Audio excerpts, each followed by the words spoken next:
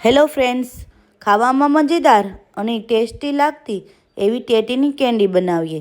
તો સૌપ્રથમ આપણે ટેટીને કાપી અંદરથી રસ હોય એ ચાવણીની મદદથી આ રીતે ચાળી લઈશું. પછી એ રસ નીકળે તેમાં આપણે સ્વાદ અનુસાર ખાંડ અને દૂધ નાખી બ્લેન્ડરની મદદથી ક્રશ કરી નાખશું.